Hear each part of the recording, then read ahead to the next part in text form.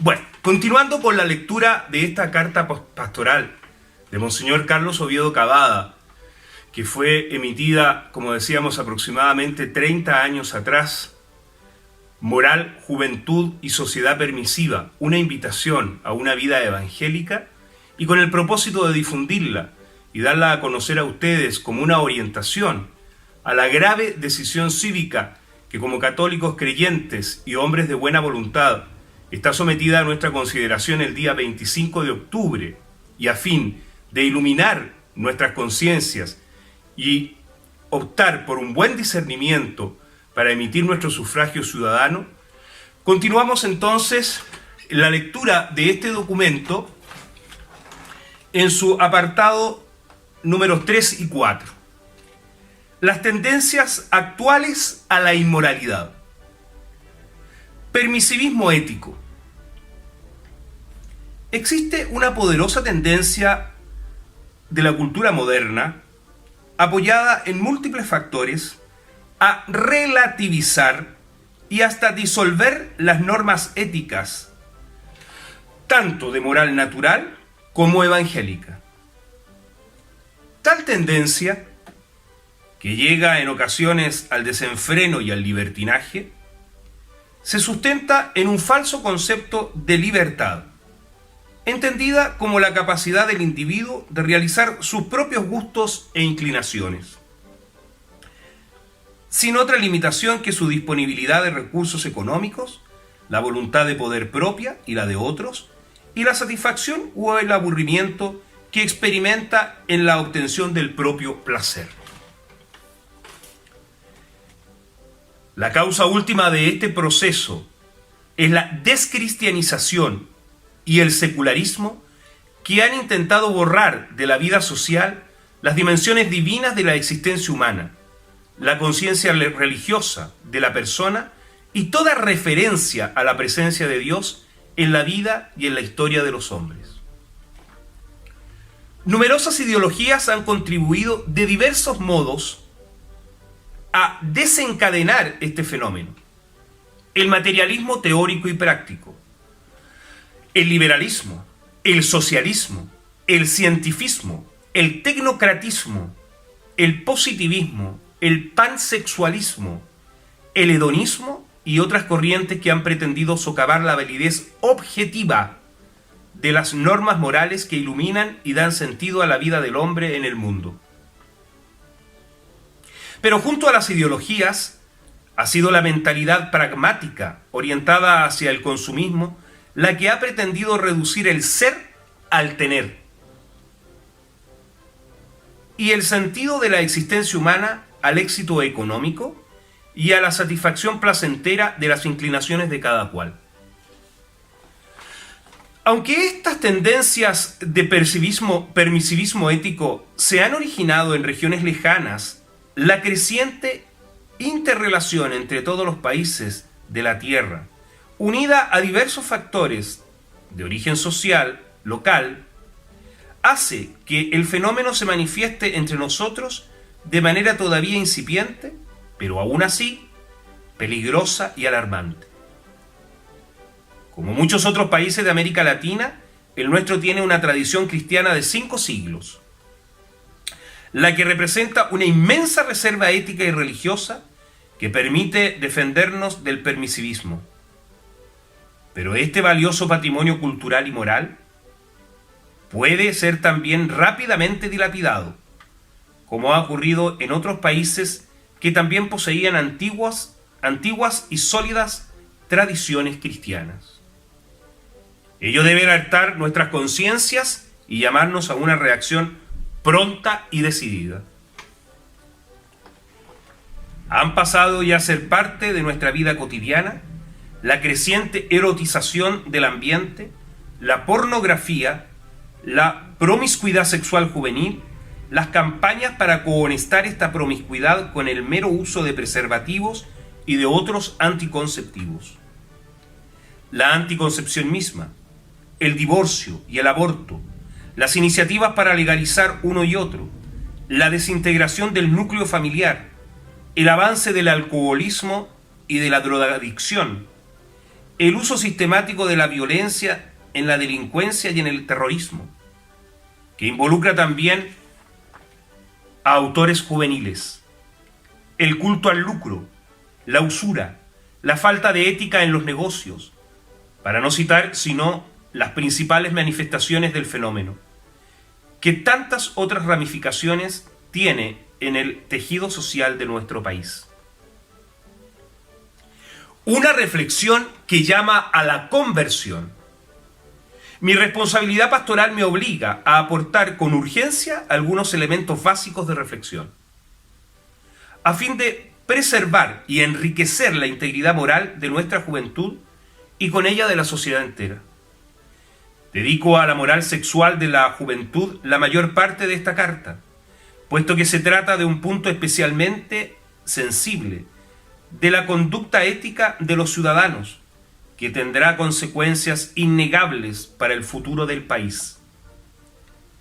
Me dirijo por eso mismo a los jóvenes católicos, a sus padres y a sus educadores, y también me dirijo a los jóvenes y a los adultos no católicos, es decir, a todos los ciudadanos de buena voluntad, y por cierto, a las autoridades políticas, públicas, en el entendido de que los problemas aquí abordados afectan gravemente a todos los chilenos.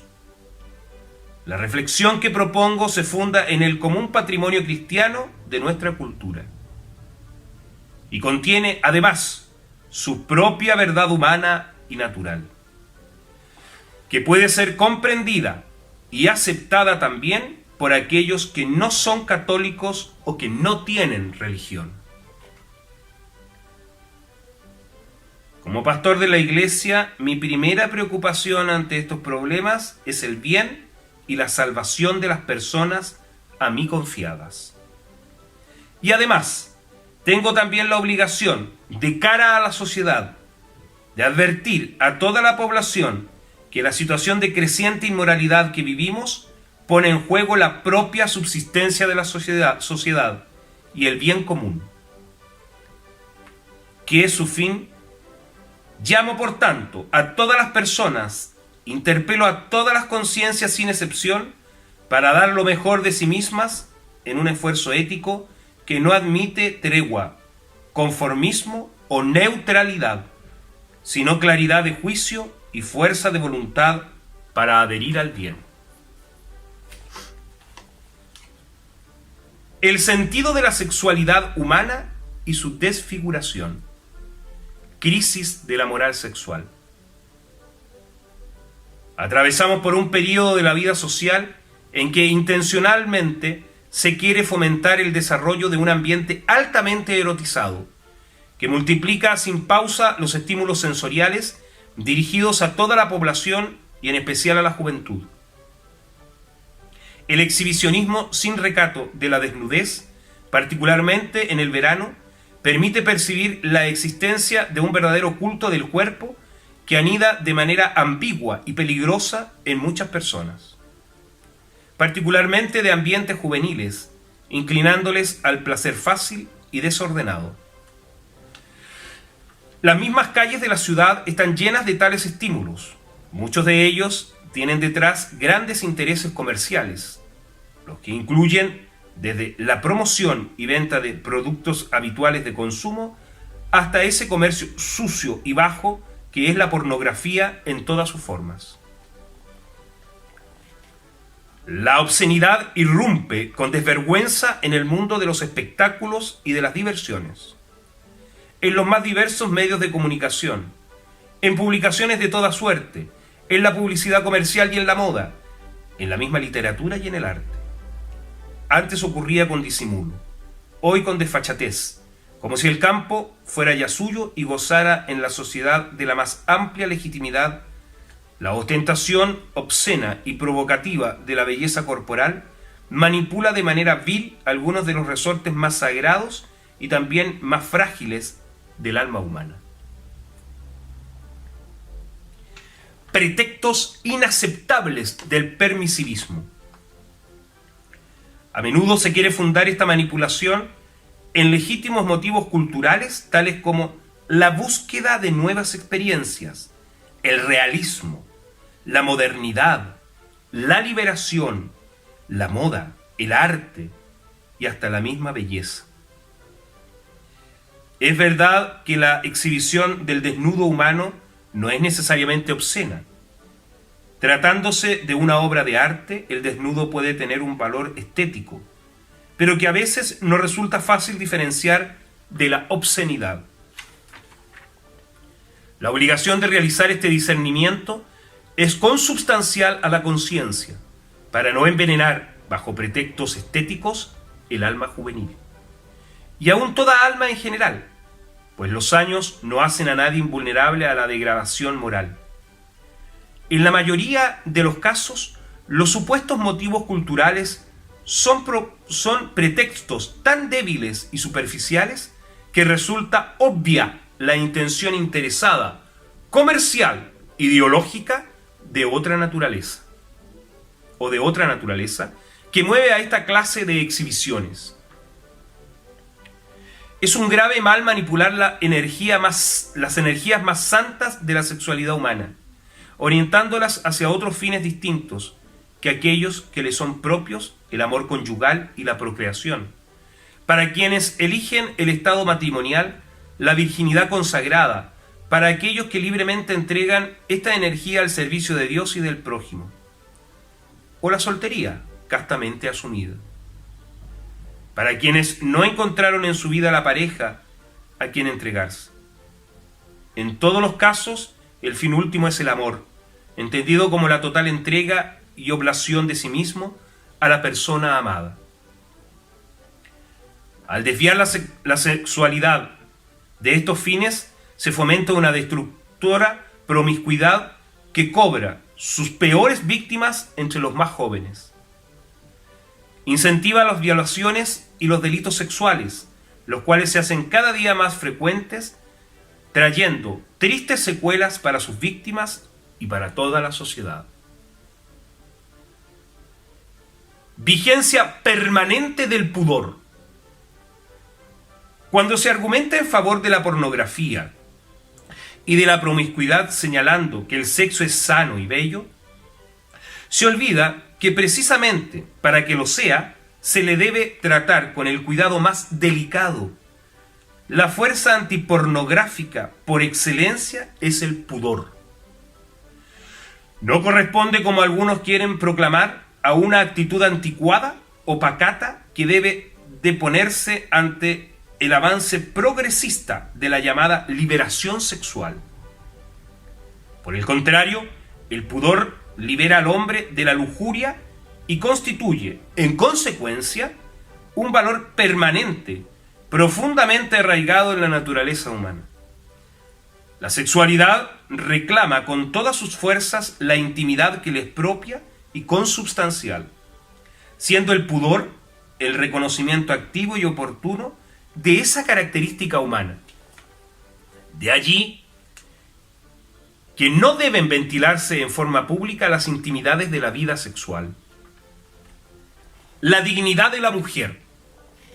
La publicidad obscena hace un daño enorme a la dignidad de la mujer.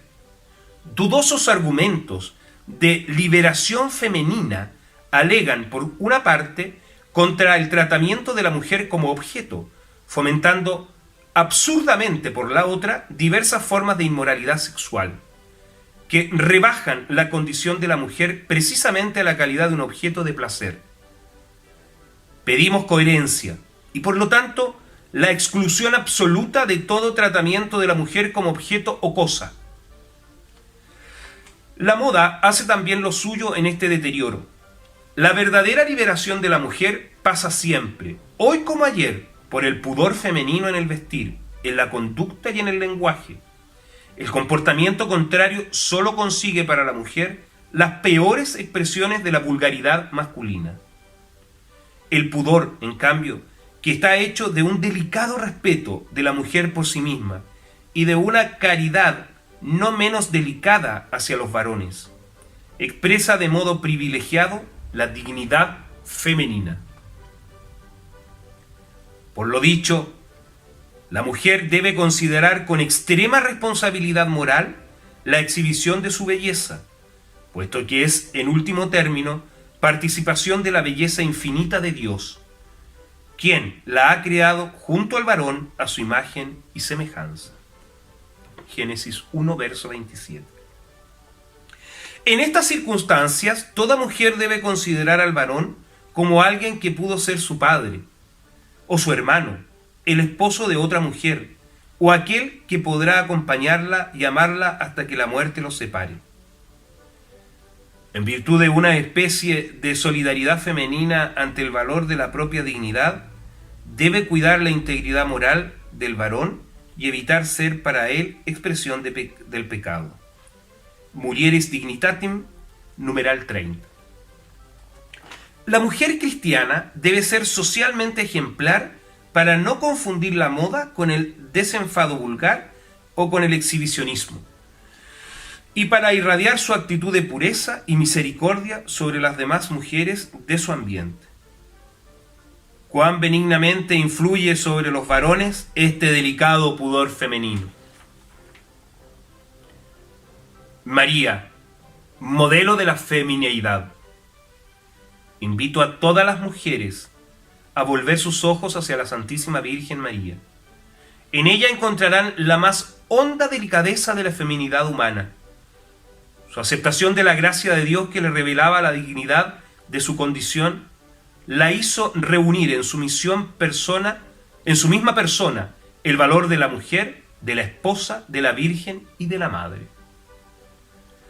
Su silencio, su recato y la conciencia de ser amada entrañablemente por Dios permitieron que el Altísimo encontrara supremamente digno tomar su carne.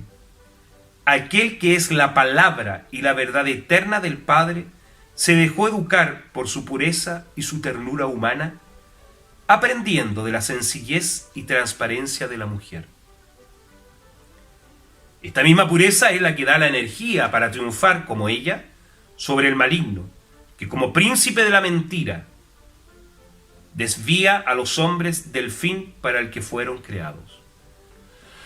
La contemplación genuina del misterio de María es el mejor camino para descubrir la hondura y la belleza de la condición femenina. La dignidad del varón.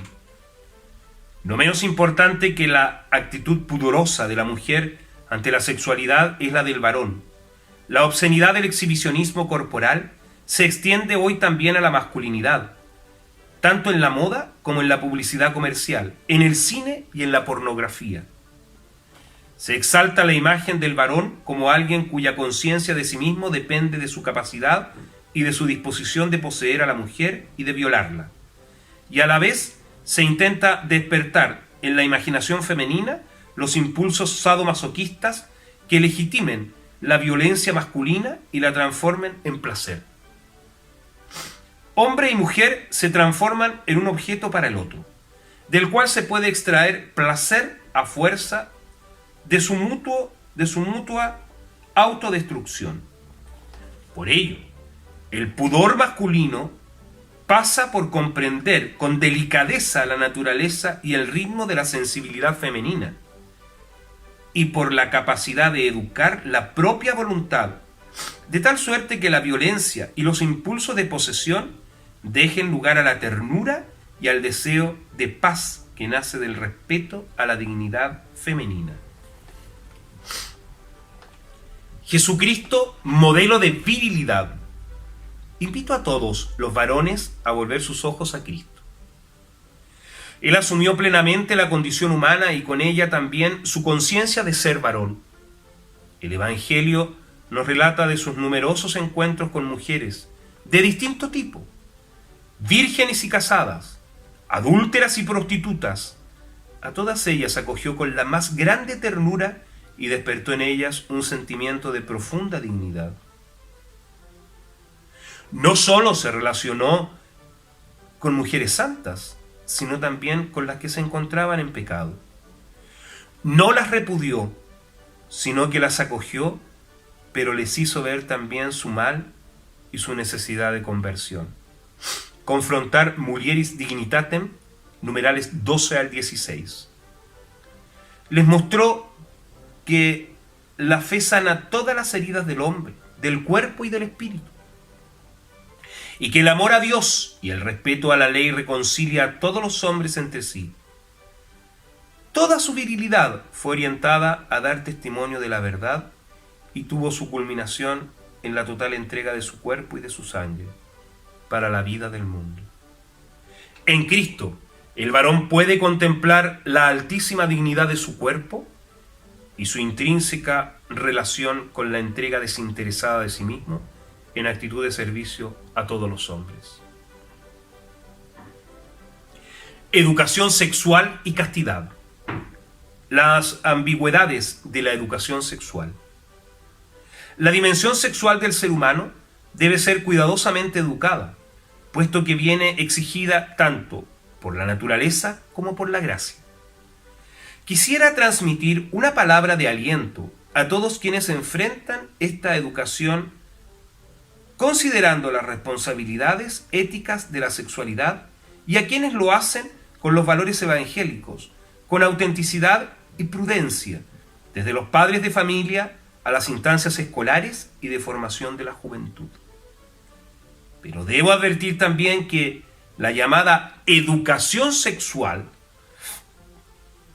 es a menudo apenas un pretexto que se utiliza para dar respetabilidad al fomento de la promiscuidad. No constituye una educación sexual auténtica la mera descripción fisiológica de los mecanismos de la sexualidad, con prescindencia absoluta de los valores y fines morales que dan sentido integral a esos mecanismos. El mensaje implícito en las formas de educación que presentan el funcionamiento de la sexualidad de manera independiente o incluso neutral frente a los valores morales es que no hay otra limitación para la actividad sexual que la que deriva de su propio funcionamiento, unida al gusto de hacerlo. Peor es aún la situación cuando este mensaje, frecuente en instrucciones, cartillas y campañas, se vuelve explícito. Así ocurre cuando se añade la descripción y recomendación para los jóvenes de los variados métodos anticonceptivos. Muchos jóvenes entenderán entonces que cumplen con su responsabilidad moral por el solo hecho de utilizar un preservativo o una píldora anovulante. Tal propaganda debería llamarse antieducación, por la inmoralidad flagrante que promueve en las conciencias jóvenes inmaduras. Recordamos a este propósito la tremenda tradición de Cristo contra los que se hacen, la tremenda maldición de Cristo contra los que se hacen parte del pecado del escándalo, de inducción al mal, con respecto a la niñez y a la juventud. Confrontar Mateo capítulo 18, verso 6. En diversas partes del mundo se llevan a cabo campañas masivas para propagar el uso juvenil de anticonceptivos, sobre todo preservativos, con el fin de evitar tanto los peligros del SIDA como la ocasión de un aborto ulterior. Veo con profundo dolor que esta campaña empieza a llegar a Chile. Ellas parten por considerar que la promiscuidad sexual de muchos jóvenes es un hecho ante el cual hay que rendirse, o incluso una realidad positiva que vence el viejo tabú del sexo prohibido. El mandamiento de la pureza.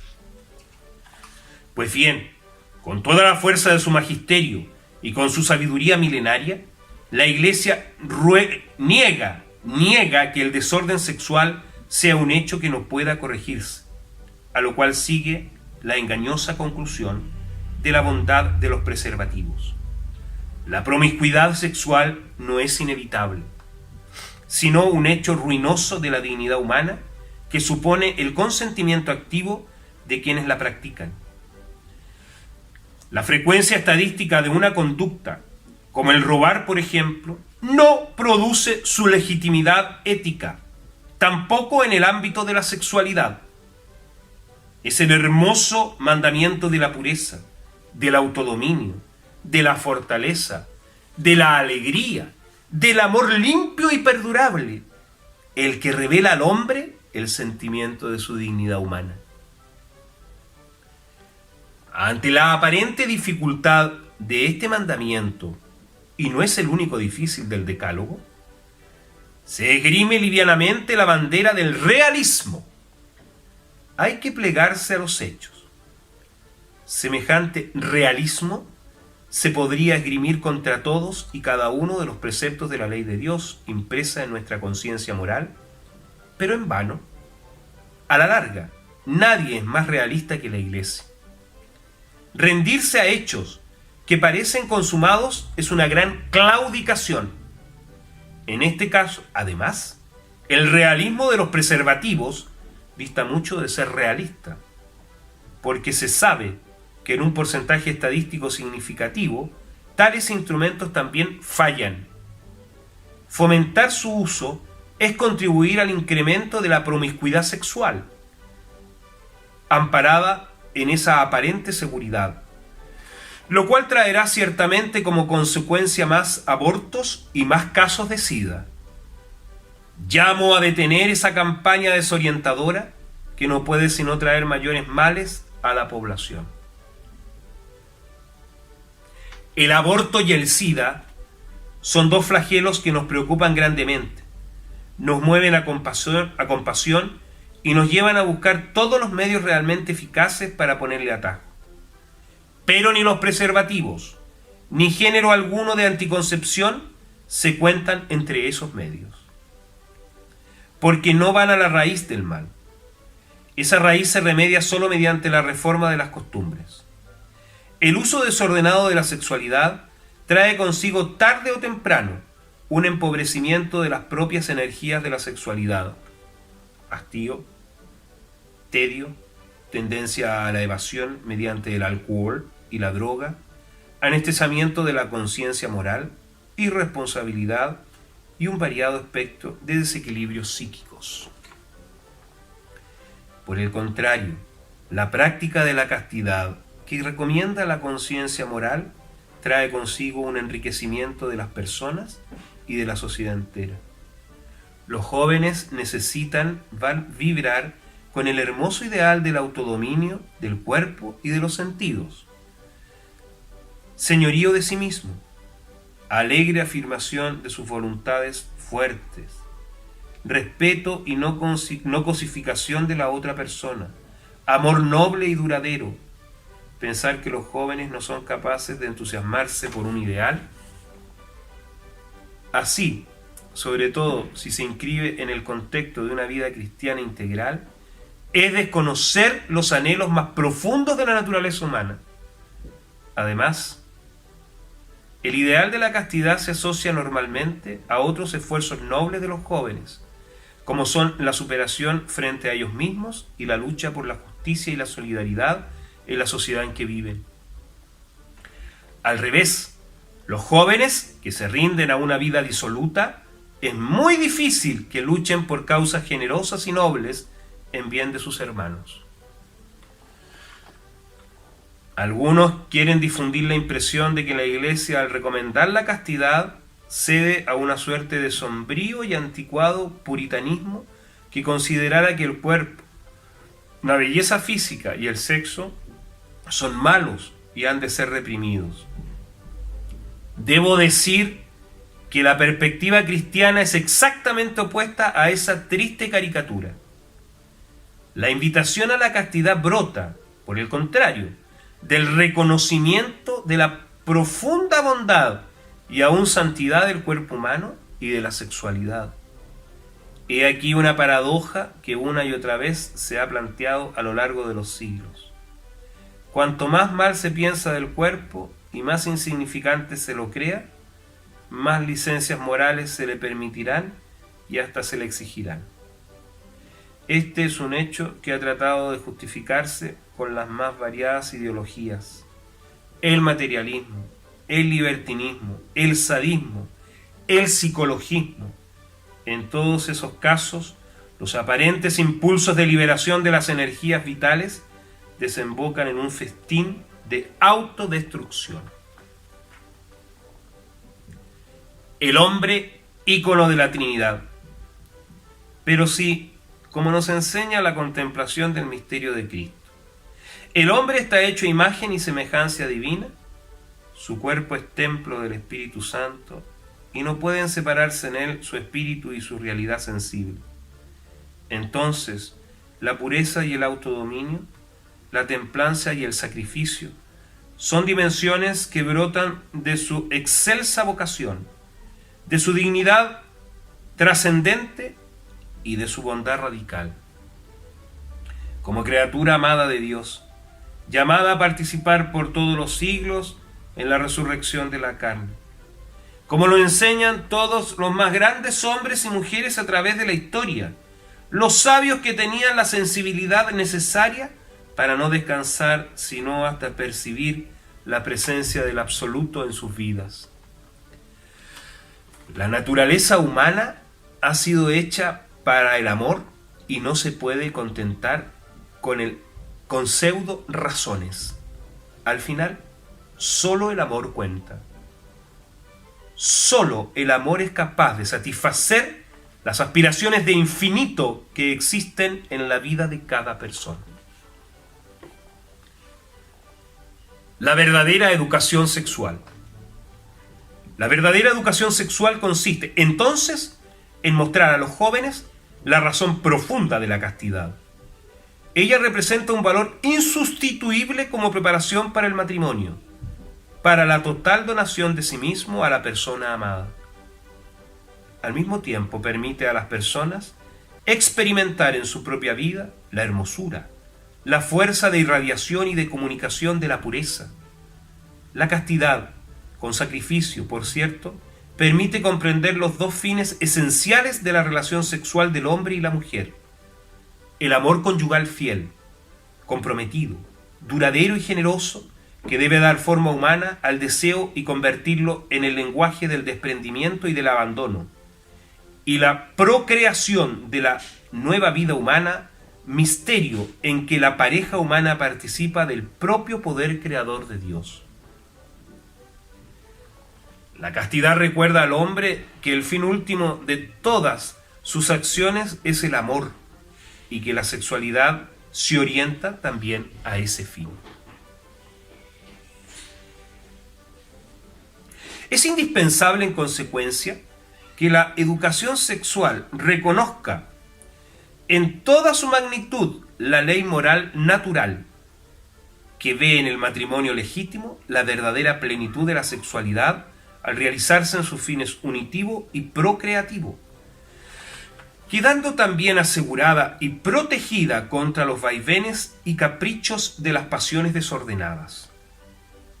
No puede ser aceptable una educación sexual que, en lugar de orientar a las personas hacia el ejercicio de la sexualidad en la institución del matrimonio, plantee a ésta solo como una de las tantas posibilidades selectivas que tienen las personas a su disposición. La educación sexual fundada en la castidad debe presentar también a los jóvenes en toda su belleza el ideal de la virginidad consagrada, aquella libremente asumida y también la no buscada, pero aceptada como una opción verdadera y plenamente humana. Además de su valor intrínseco, la virginidad ayuda también al matrimonio a no olvidar su propio sentido, como expresa la doctrina de Juan Pablo II. Cuando no se estima el matrimonio, no puede existir tampoco la virginidad consagrada. Cuando la sexualidad humana no se considera un gran valor donado por el Creador, pierde significado la renuncia por el reino de los cielos. Esto está en Familiaris Consortio, numeral 16. La virginidad no representa, por tanto, un desprecio de la sexualidad, sino una renuncia que se hace por amor y que conduce al amor. Por ello, añade el Papa que los esposos cristianos tienen, pues, el derecho de esperar de las personas vírgenes el buen ejemplo y el testimonio de la fidelidad a su vocación hasta la muerte. Así como para los esposos, la fidelidad se hace a veces difícil y exige sacrificio, mortificación y renuncia de sí. Así también puede ocurrir a las personas vírgenes. La fidelidad de éstas, incluso ante eventuales pruebas, debe edificar la fidelidad de aquellas. El matrimonio y la virginidad corresponden así a dos estados humanos complementarios que canalizan las energías de la sexualidad hacia la común vocación al amor. La familia y la educación sexual.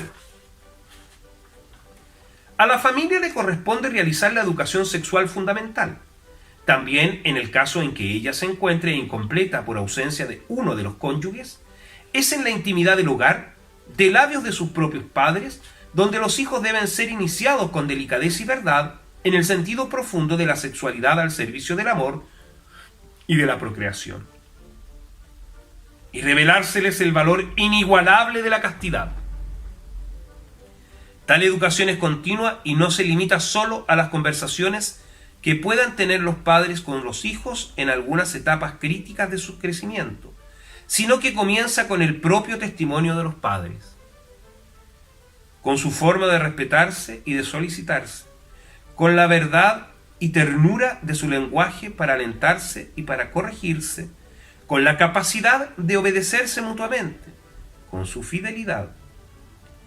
Quisiera exhortar a los jóvenes, a los padres, para que se esfuercen en cumplir esta nobilísima tarea, sabiendo que cuando no aprendan sus hijos de labios de ellos, en un clima de pureza, de respeto y de sinceridad, lo podrán aprender mal y sin el debido testimonio, de vida de parte de amigos o amigas, a veces de desconocidos, o a través de ciertos medios de comunicación social, en un clima a menudo expuesto a la morbosidad o de deficiente sentido moral. Las autoridades políticas públicas están llamadas a respetar esta instancia familiar de la educación sexual y a no querer sustituirla por programas escolares o campañas publicitarias. Tanto los unos como los otros pueden convertirse en instrumentos valiosos de apoyo a la tarea educativa, precisamente en la medida en que sepan respetar el protagonismo de la propia familia. Por su parte, los padres tienen la obligación de hacer valer sus derechos en forma organizada frente a la autoridad educacional, si ésta, por desgracia, interfiere indebidamente en dicha formación. La tarea de los educadores. Todos los responsables cristianos de la educación, tanto las autoridades como los formadores, deben esforzarse por saber asociar coherentemente el misterio humano de la sexualidad con los misterios revelados y con el profundo sentido religioso del sexo y su santidad.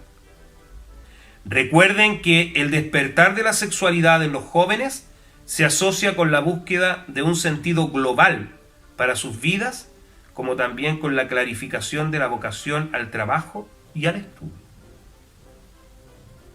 La educación de la sexualidad debe comprender, en consecuencia, la totalidad de los factores que caracterizan la personalidad adulta y debe enfatizar de modo particular la libertad que nace de la verdad. Es la misma conciencia moral que define a los jóvenes responsablemente frente a la sexualidad, la que les dará también un criterio de juicio frente a todos los demás aspectos de su vida. Por ello, la educación y la libertad, fundada en el desarrollo de la conciencia moral, no sólo determinará las conductas de los jóvenes frente a la sexualidad, sino también frente a la familia, el derecho, la economía, la sociedad y hasta la misma experiencia religiosa. Pluralismo no puede eliminar la ley moral. Consciente del pluralismo de la sociedad chilena, repito lo que ya dije el año pasado en una carta, Los católicos y la política, que ese pluralismo, para ser sano, debe fundarse en el común denominador de la ley moral natural, ley que el hombre no se dicta a sí mismo, sino que descubre en lo más hondo de su conciencia, ley inscrita por Dios en su naturaleza, con rasgos universales. Apartarse de ella no es fuente de sano pluralismo, sino de insana discordia social. Por eso, ningún género de autoridad, tampoco la educacional, puede conculcar los preceptos de dicha ley y recomendar a los jóvenes su transgresión, convirtiendo a la escuela en una instancia alentadora de promiscuidad sexual. Esgrimir ideológicamente la bandera de esa transgresión para minar las reservas cristianas de nuestro pueblo y reclutar a los jóvenes en una dirección distinta a la prescrita por la moral natural, es un atentado contra la sociedad entera. Ninguna ideología, de cualquier signo que sea, debería ser tan ciega que quisiera ganar dividendos para sí misma y para el reclutamiento de jóvenes mediante demagogias, concesiones a la promiscuidad sexual o mitos de emancipación que a expensas de la ley moral natural terminan en definitiva en la corrupción de las costumbres y en un empobrecimiento moral de toda la sociedad.